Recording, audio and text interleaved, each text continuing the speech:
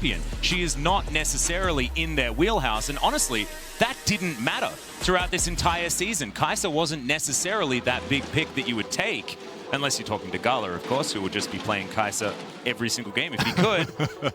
This is a very different story, but now they're up against one another. Danny versus Gumayusi, both of these guys, very young players. You want to talk about age? You've got Faker against Jojopyun in the mid lane, the youngest player at the tournament versus one of the oldest. And then we have Impact versus Zeus, which is the flip side. Oh, it's absolutely fantastic. It's about, you know, history versus the up-and-coming talent, and it's across both sides of the rift. Of course, Faker, the grandfather of T1, and Impact, the grandfather of EG. But here we are in the Champion Select, as Kalista and LeBlanc both banned away from T1, and you've got Lucian and Wukong not hitting the rift. So some pretty standard bans, looking a little bit like that Gwen first pick with the Jax being locked away. Ahri going to be taken off the board here as well, and there is that Gwen that was pretty face-up after the Jax. And with the Ahri ban, there's also not a choice where you go either Gwen or Ahri. T1 generally has responded with the cannon, something that we saw T1 attempt to pull out against G2, but due to Targamas' impeccable defensive play and some unfortunate itemization choices. I mean, if you cut that video really in 15 minutes, then, you know, would have worked out. But you'd say that it worked out for T1. Unfortunately, the game went longer than that. Yeah, a hard time. Aren't you, Atlas? I'm just, you know, we'll pull it together. It'll be absolutely fine. Graves going to be locked in, though. You know, throughout the season, we would be saying that it's a flex pick, but likely going towards Oner here as he's thinking about what they want to take away. Of course, top is a relatively safe pick, but they might want to priority pick something for the bottom lane, and the center is what they're considering. I'm very happy about this because it's not Ezreal blind pick again.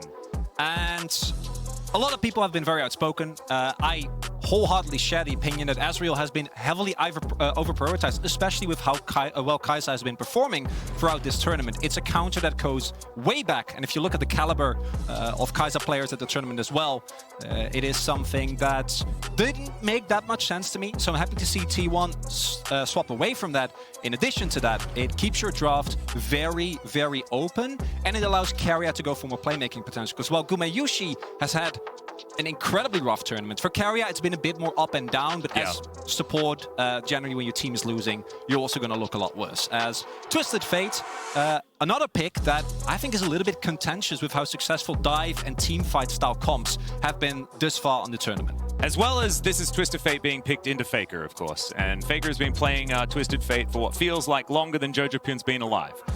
Definitely untrue, but that's what it feels like given the age gap between these two players. And this is something that Faker has been famous for many of those years that he has been playing this game. The Silas comes to mind, and they will lock that one in.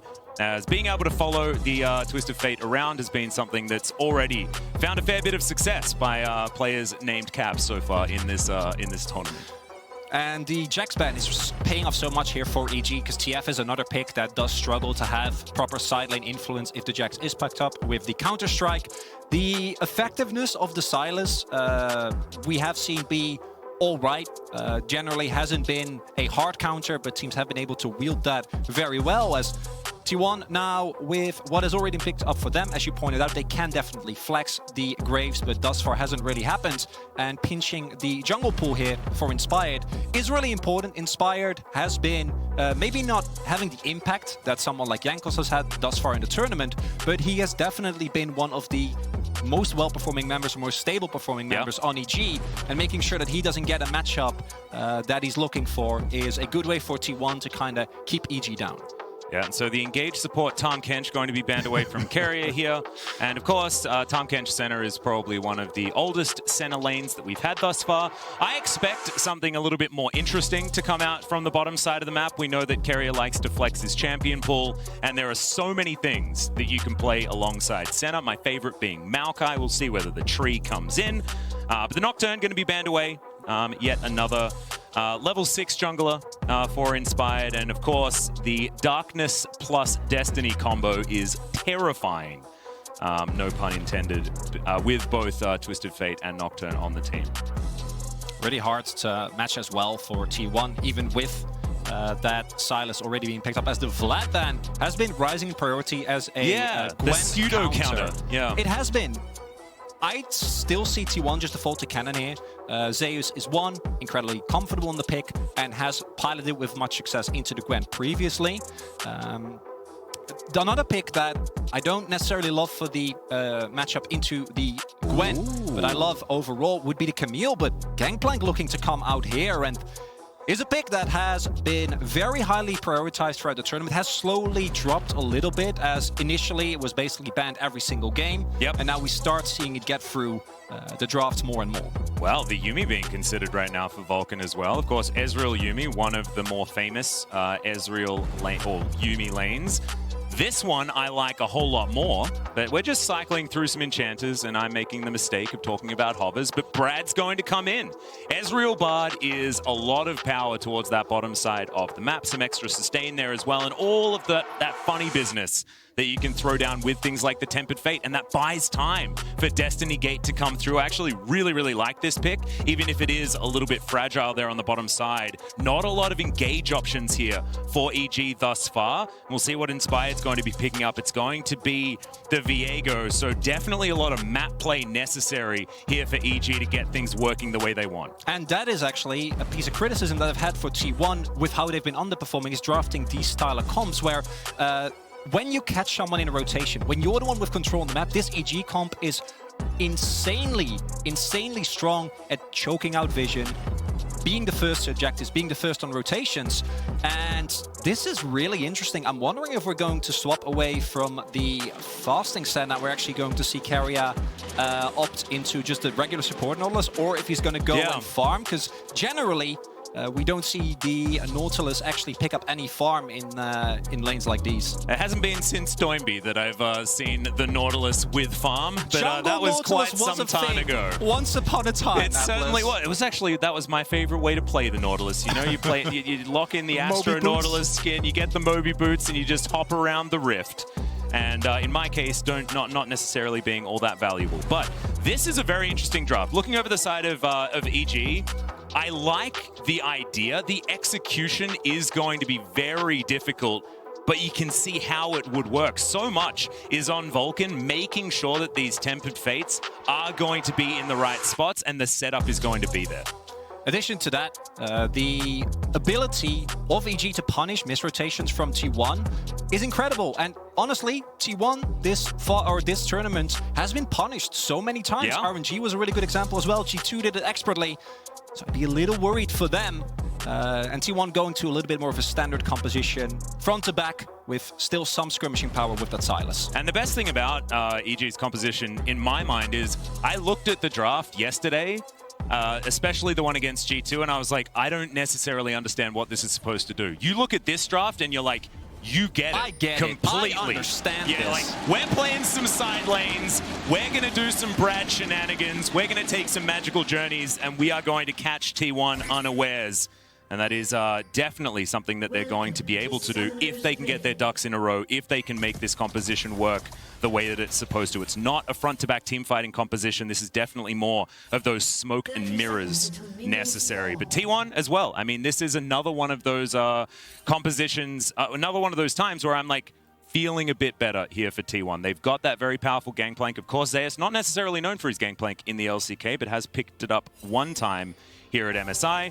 But Oner, very comfortable on the Graves, and we've seen Faker do some amazing things on this Sylas. And Keri might be unlocked here. As you can see, it will be the fasting center. And so Keri is going to be a bit tankier than you'd otherwise expect on the Nautilus. Can't remember the last time, because we have seen some center lanes, particularly from Guma and Keri, and seeing them go for Nautilus here, especially when Keri plays things like Zac, which I would be very excited to see. I was hoping for some trees. I was hoping for some Majin Buu. It would have been fun, but not going to get that just yet. I think maybe Keri is saving some excitement for later in the week. Of course, this is the end of the first half of our first round robin, of course. Yeah, we're closing out. These next 3 games be the last time. Then it'll be rematches, see whether some revenge can be picked up. A lot of our teams here at MSI. Chainlash comes out. But Jojopyun probably going to be fairly okay for the first few levels. We've seen that Sylas can certainly get some surprises done even early in this matchup.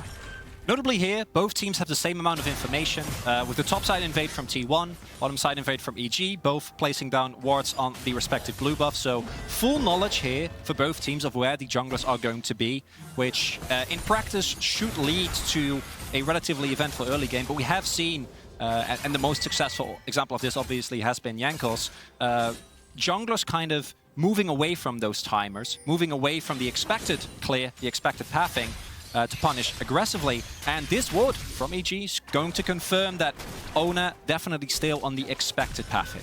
Yep, you can see T1 actually aware of where that vision is as well, pinging that one out.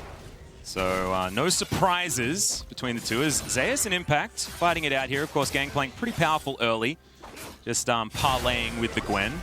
And not exactly too psyched about it, as you can see. It's Gumayusi down to sub 200 here on the bottom side. There is a great chain from Faker. Looking for Jojopyun, gets him to under 200 health himself, but with that range, should be able to still stay relatively safe farming it out. Notable here also that Faker has gone for the teleport. With Ignite, he might have had a little bit more threat there, but not going to be the case here. Inspired, spotted there, and Oner going to cover with both Faker and Jojopyun backing. Don't expect there to be any heavy contest there. And with Oner in the area, Zeus also completely fine to shove out this wave on top side. Ooh, max range hook here towards the bottom side of the map. Another snare to come through. Flat, Arcane Shift coming out from Danny. Not going to be flashing just yet, Atlas. And you might think that we have a horse in the race where LCK casters has hold up, saves no mana, but gonna be fine. Piercing Darkness coming through. Vulcan taking a fair bit of damage here. Not a lot of mana for himself, as T1 reclaiming some control towards this bottom side. And look, this is looking relatively like a T1 patented early game, but you can see in the gold, EG still holding on pretty nicely, and it will be a 1-for-1 scuttle trade as well. So the shellfish count going to be absolutely fine. Ooh, barrel not going to land, but another parlay comes through. Not a lot of mana here for the Gangplank, though. Notable here, Impact, of course, having the Ignite advantage. So Zeus needs to play this very respectful. With the ward also going to take a little bit of minion damage, but they don't want to take the risk. As I was saying, you might think that we have a horse in the race because we're LCK casters, and we do. But the real bet is what happens pre-5 minutes in that bot lane. Hey, that's true. You're in deep trouble, Atlas. We only have 30 seconds. Well, to be perfectly honest, no. That bet was something that that I didn't have the right amount of information for. And let's be honest, me and bets, I'm not very good at them, Chronicler. As you can see, I'm missing a fair bit on the top of my head. Yeah. Okay. Yeah, I was there. Yeah. When that happened. No. Yeah. Well, some say it was your fault. Well, which is completely untrue, but I like say that personally because it makes me feel really bad. Mostly. No. Well, it wasn't your fault. You know, it was definitely on me. But the amount of people who are like, "Oh, I can't believe Chronicler made him do that." I'm like, "Oh, you didn't, guys. This was all me. Hey, I can take responsibility." You can frame it as I made Atlas lose his hair. I made you save your stomach. That's a win. That's true. Because I didn't have to eat my shoe, and that's you know. That wouldn't have been all that fun. Faker going to be tidying up that mid lane, though. Jojopyun just hanging out. Both of our mid laners with their teleports on cooldown. But no flashes down from anyone just yet. Nothing like that. Still pretty slow here in this early stage of the game. Oner hanging around. Ward goes down. And not going to be able to clear it as Inspired. Thinking about trying to get a bit of damage onto Faker, but he successfully makes it back to his tower. And we are once again going to be in comfort LCK territory. Chronicler, I'm really glad. I mean, I know it's like only 6 minutes into the game, but still, things very tense. Not a lot of action happening just yet. And after a day like yesterday, it feels strange to not have action erupting all over the Rift. Well, we're on the desk, and I also assume that we're going to get the immediate Cloud Drake I hope the so. moment. Yeah, I know you do. I mean, no. We'll get a mountain next, and then it's Cloud Soul. Okay. We haven't had. There's been barely any Cloud Souls so far. I want to talk about the game, Atlas. I know. Okay. I know you feel very strongly about this. I get it. I know your love for Cloud Soul runs deep. But with now more backs coming through and 6 being hit on a lot of the global ultimates, Faker has a fake one, Zeus has a real one, Jojopyun has a real one, and Vulcan is Bard, so he's just a global champion. Yeah. I'm expecting to see a lot more action around the first objectives. That Drake, although it has mostly been disregarded by T1, they put a little bit more focus on that objective during this tournament, but particularly that Rift Herald. How are we going to see both of these two teams set up? Because I do think the EG comp, again, if T1 doesn't respect where Jojo is, if they don't keep good track of Inspired, and Vulcan can hit a early piece of CC, and you blow someone from T1 up, with how T1 have been playing thus far, I'm pretty sure that they are then going to contest 4 versus 5, and then lose. Well, I mean, it's very, very difficult. The amount that EG can follow up after a pick is just absurd. Yeah. With things like Viego being able to get those resets, but not to mention the mobility that you get with something like the Bard. Even Impact's chase potential is very high, as Faker thinking about throwing a fake Destiny towards that top side. Will not commit to it. Just threatening. Decent bit of vision there. Was available from EG. Do like how they're protecting Impact. He's certainly very important for this team, and so far performing very, very well against the T1 young top laner. And in the context of the game, it makes sense, but seeing Senna roam while a Nautilus stays in lane feels peculiar. Herald spawning coming up soon. Do expect EG, as they get shoved in here, to try and contest that, but they might also go for the counterplay, put a lot of pressure on Keri towards the top side and try to get some plates into Vulcan, as there is the fake Destiny being used, but I mean, it's not fake, it's just stolen, as the chain is going to be dashed out of the way from. Is it counterfeit? Yeah, I guess. It's hijacked. That works. I'm very confident in the fact that it's hijacked, knowing the name of the ability. Other than that, don't know quite as much. As Keri's going to find a hook here on to the Twisted Fate in the mid lane. Decent chain to come out, but the flash comes through from Jojopyun. Vulcan in the area perfectly. Will be able to save his mid laner, but that is a flash down on the Twisted Fate. Fake is going to return the favor, though, so neither mid laners with that option. A little disrespectful from T1 there to try and actually shove in that wave. When they were taking Herald, can just let that wave go, and then you don't have to use your flash.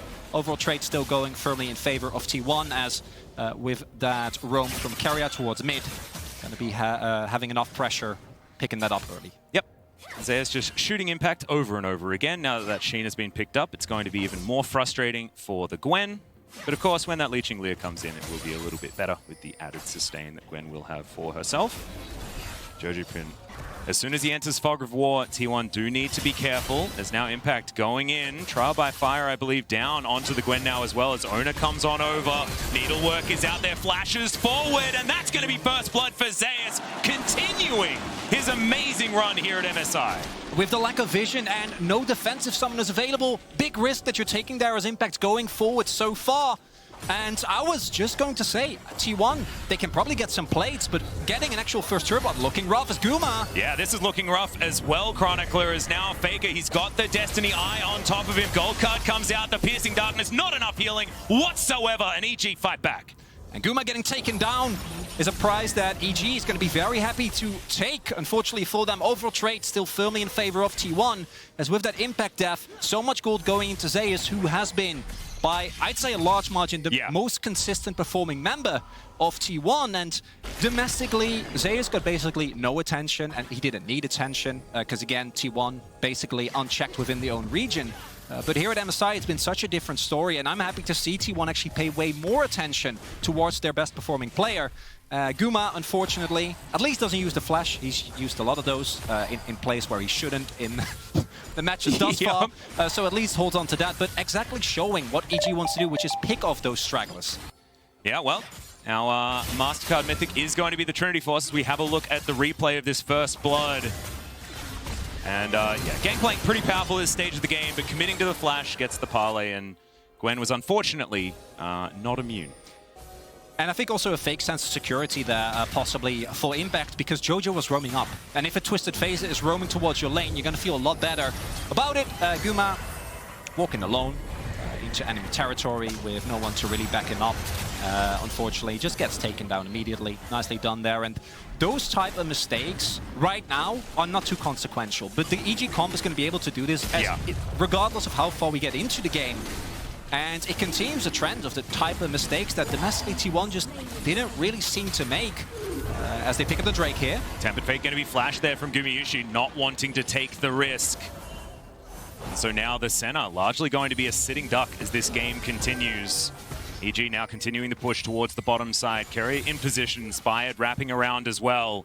Looking like a bit of a 3v3. There's a flash over the wall and the pick comes in! Keri locks down after the Dawning Shadow does a lot of damage. The Magical Journey will be followed by absolutely everyone as Faker has got the inside track. The Cosmic Binding is amazing from Vulcan, and Danny finishes off the kill. Arcane shifts out of the way of the hook, and EG will walk it out. Wonderfully done there by EG. The greed from T1 to go for that as Zeus. Yeah, Impact fighting the gangplank here, and the needlework, that last one not landing. Dashing forward, let's see whether Zeus can win the 1v1. Trial by Fire is so powerful, and that will secure it. Solo kill for the gangplank top lane. Jojopyun though, he's looking. Can he dive the turret though? Oranges are there, okay, and Gangplank has a habit of being K after eating them. Little carried away there after 2 successful plays. Yeah, top side, unfortunate play, even with the Ignite advantage and the ult advantage. Zeus having already finished his Trinity Force. Not a necessary play, but this is a really nice punish there from EG when T1 overextends. Forcing the flash here is nicely done. Again, you see the attempt from Inspired to roam around and maybe look for a good skirmisher, as they should with the composition. And then this pick off T1, that part's great. Inspired is on vision, Carrier flashes over, and they hunt it to zero in. And then they follow Bard through the portal. Yeah, and there's not a lot of rules. Yeah. That's one of them. Don't chase Singed and don't follow Brad through his portal. You can't. And really nice ultimate as well from Danny. Being able to actually pick off Faker there, who was hiding behind the rest of his teammates. This little less fortunate. As, yeah, like I said, maybe if you hit all the needles, you might be fine here. But in the extended trade, with the item advantage that Zeus has, this has really taken your matchup from not great to real hard for Impact. Yeah. I believe what you were looking for there is bad to worse. I'd like to stay positive, Atlas. Sue me. I needed this tournament, okay? No. I liked it. You were going for the different way, and I enjoyed it. As T1 possibly in trouble yet again here, as the Tempered Fate is going to be avoided. That is the smallest little dredge line from Carrier, and is obviously not going to be enough to get him out to safety, as he is left out to dry. EG evening up the kill score yet again, and they are not down by too much gold here at all as we crest the 15-minute mark. I'm loving EG, because with this type of composition, you're going to be always looking for those type of plays, and consistently going towards the T1 bot lane that has had so many struggles. Works out really, really well, really hard for both Guma and Carrier to get away from that Tempered Fate when they don't have the flash available. And it is definitely a top side win for T1. EG on the bot side getting a huge lead there, as we can see. Of course, with Senna lanes, there always be a little bit of disjoint in terms of gold. But suffice it to say that Danny, he's feeling very well nourished. Yeah. He's got a turret. He's been given over a couple of kills.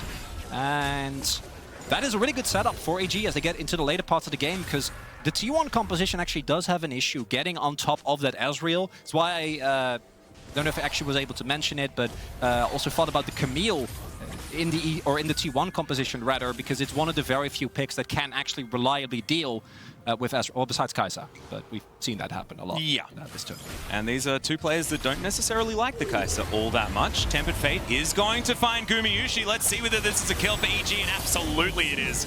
Oh dear. Absolutely nothing the T180 carry could do, and that's precisely what this comp was built to do from EG. It's just really well done. EG continuously keeps using their long-range punish with the Tempered Fate, and they have Jojopyun roaming around. Inspired and Vulcan have basically been inseparable this entire game. And it's not going to lead to an objective, but what I love about this comp from EG is that when a player isn't having a great tournament, focusing the ever-living hell out of him is not nice, but it definitely gets results. And that's what EG has been able to do here with Guma, who you were actually the one who pointed this out. Guma domestically had a, what was it, 28% damage share of his team? Yeah. It's 21 now, and the meta shift away from Jinx Aphelios into the Kai'Sa and... But I mean, if it moves to an Ezreal meta, I mean, the highest damage share numbers I've ever seen have been Ezreal. Well, exactly. So, it's still bad. I don't think you can. There aren't too many excuses. It's just not the Gumayusi that we've been used to seeing. Continuously killing him is great, is what I'm trying to get at. Yeah. Well, let's see whether Gumayusi can get himself back into that mindset. And honestly, he hasn't had too many answers so far. to the things that EG have been trying to do. And I don't think it's necessarily on him. See that Drake? Yeah, no, it's a mountain, and then it's a cloud. Okay. What were you expecting? I've read the script today, as Jojopyun Very well going to get out of the way of the gangplank, and Oner will be able to secure it, and it is an Infernal Drake. So definitely much more fun. Drake. Definitely much more fun than the Cloud Drake, but not necessarily my personal favorite. As Zeus picks up the tower on the bottom side of the map. Faker looking for a back as well as Oner. We'll see whether Jojopyun's going to be able to do anything here. Of course, Skullcar's not as threatening to a gangplank. Keri's Locket does get finished up. And Gumayusi just trying to farm things up here in this mid lane. See whether the center can get online. Of course, still a fair bit of soul farming has come through, but as you can see, he takes a lot of damage. Soul count also not looking particularly great. Only sitting on 51, only 51 right now. Yeah, it's just a bad experience for the T1 bot lane, and that kind of beckons the question: which team actually got the better hand of this early game? Because in terms of gold, there is clearly neither team that has been able to really break away. But when have we been able to say that for a T1 match so far? I mean, it feels like even in games that T1 loses, they have at least a 3,000 gold lead. Yeah, you're not wrong. Yeah. That has been one of the main characteristics. So EG managing well in that regard, I think in of itself is a big win.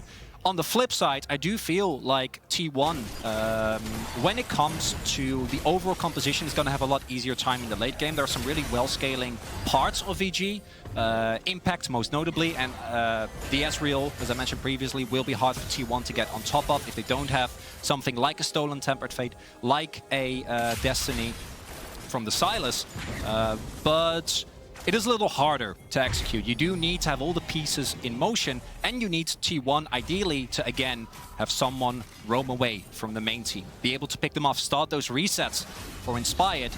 Also, Zeus went Hullbreaker, and that is a clear sign that T1 is presumably going to be looking for split pushing, which into the composition of EG is a, I'd say, ill-advised move, because they don't really want you to group. But I mean, yeah, no, I don't have very many positives here. As Zeus is going to test out his new Hullbreaker here. Keri is going to ruin it for him as Tempered Fate comes down. That is going to be Oner, though, in the back line, seeing what they can do. Cannon Barrage is absolutely fantastic, and Inspired has to break his stopwatch to stay alive. Gumayusi now back with the team in the Phalanx. It's been reformed. A stolen Tempered Fate comes down, and Bard gets a taste of his own menace, and Gumayusi picks up the kill to get some revenge. Shirley will go down, but T1 1-0 in the fight. And the smoke screen from Oner was so big there, not actually allowing EG to immediately pick off Zeus. That would have been a huge boon. If they 100-0 him, he's the most fat member on T1. Him going down would mean a surefire win for EG. Unfortunately for them, not quite working out that way. And while the first two Drakes going over to T1 have not been the biggest issue, we do see here again, the front-to-back team fight from T1, I think is incredibly hard to play into. If you don't hunt to zero someone, the healing that Guma provide is going to be a big problem. And Zeus, if he gets off a couple of barrel combos, even with Hullbreaker, it's going to hurt a lot. No, it absolutely is. There's another thing that I kind of want to talk about a little bit, because I imagine a lot of people are saying like T1's got a lot of physical damage. Things like this certainly can be a problem sometimes. But of course, you know, Silas is there, but going to be building a lot of utility in the earlier stages. But I mean, no one on EG is going to be building anything remotely defensive. So it's not as much of an issue necessarily, but still something to keep in mind as this game goes on. You are getting a lot of value, as we can see from the amount of armor that's already being stacked by EG, right? Them being able to pick up multiple Tabis and try to deal with the, especially when Faker isn't actually targeting you, because Silas single target damage is amazing. Yeah, no, exactly. But, in a team setting, it's not nearly as impressive until like late game where you can steal Ezreal ultis and whatnot. It is definitely rough, and that actually adds to Zeus going for a more tanky build. It's very consistent, but it does mean that those one-taps, especially against the squashy members of EG, is not going to be as reliable as it might otherwise be.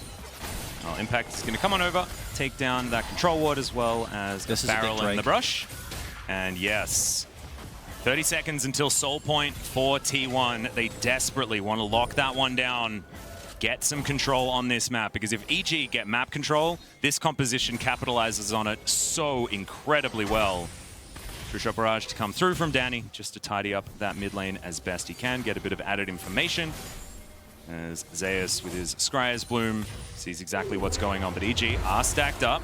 Keri going to buffer the dredge line very nicely to get out of the way of the Tempered Fate. A big tool now not there for EG, as that's a max range dredge line. Arcane Shift from Danny. He flashes to get out of the way as well as Faker. Off to the side, the Dawning Shadow will help take down the Ezreal. Another dredge line comes through from Keri, but the stopwatch is there for Jojopyun. It's not going to do enough as Faker just dashes out of the way. And Zeus is underneath the turret. He straight up does not care about that extra damage. And the barrel does so much work. Impact is so low, and T1 wipe the fight. And Danny is the one person that can't die on EG. He can't go down first. Their most fed members, so many resources invested in getting him ahead, and him getting taken down means that T1, even though Impact, who has been put so far behind, gets them dangerously low, they lack the crucial damage. And it might have been a soul point, which is unfortunate, but not the end of the world. But instead, T1 pick up the Baron. Well, Inspired's going to pick up the Drake. He's going to die, but they deny soul point. So I guess there's that. Baron goes over to T1, though. And now there is so much pushing power. And EG with a composition like this, very difficult to play into that Baron at the same time, because they're the team that wants to be playing those side lanes, and T1 now with a big advantage. And looking forward to the replay of that fight, because I think Faker's angle that he found with the Destiny was pivotal in actually definitively locking Danny down. And even with the Arcane Shift, even with the Flash, him not being able to get out there was what secured the skirmish. Now T1 going to be able to pick up so much standing gold, and a game that has been relatively even now, 7k gold lead for T1, as Zeus clearly, you know what, that damage is overrated, Atlas. we're utility gangplanking here. Yeah, that's what it's all about. You know, you got to get all of those safety items first. Okay? Yeah. He has free items. I mean, Trinity Force by itself is tons of damage. My friend David told me about that. As T1, they do get themselves out of the way. Tempered Fate will land, but no follow-up is going to be available. Now they'll move themselves back. The Baron being utilized beautifully here as Zeus is going to take down the inner turret on the top side. Claims that, and now he's just a brick wall, denying EG any access to their topside lane. Another dredge line's going to connect as the Destiny does come on through. They're trying to take down Zeus. The barrel, the gangplank ulti, just absolutely massive. And Zeus 1 versus 3 will walk it out against EG. Oner's going to take down Danny now, and I think it's all over, but the crying T1 wandering into the EG base, and it felt close until it absolutely wasn't. Who needs bank plank when you can have tank plank? Zeus gets collapsed upon, and it doesn't matter at all, because I think that's the play you need to look for as EG. Try to desperately find someone that isn't with the rest of their team, pick them off, and use that momentum, but unfortunately, wasn't enough. No, Gumayusi going to try and get some revenge here against his bottom side counterpart, Inspired. Yeah, he's going to be representing Rogue here as the Nexus goes down, and T1 bounce back after a difficult day yesterday and claim 3rd place here at MSI 2022. And it's a really big victory for T1 because, understandably, the stakes going into this match were so high for both these two teams. Previously to Rumble stage, we're like, yeah, you know, EG looking like a 4th team. No one would have been surprised by that. But instead, this could have been a turning point for them. Instead, it might be the start of a turning point for T1 as they regain some composure, regain some momentum. And even though I think EG continues to improve in every single game that I see of them, at crucial moments, team fights just don't work out. It was there is so much upside to take away from EG in this game as well. It was one of the least dominant early games for T1 thus far. Yes, EG had a composition that was going to be very difficult to pilot, but they were beginning to make it work, and there are just a couple of these mistakes through that mid-game that the whole game just ran away from them, right? Zeus also playing absolutely amazingly on this game, playing with his Hullbreaker build, and a well-deserved bow here for T1. One step closer to regaining themselves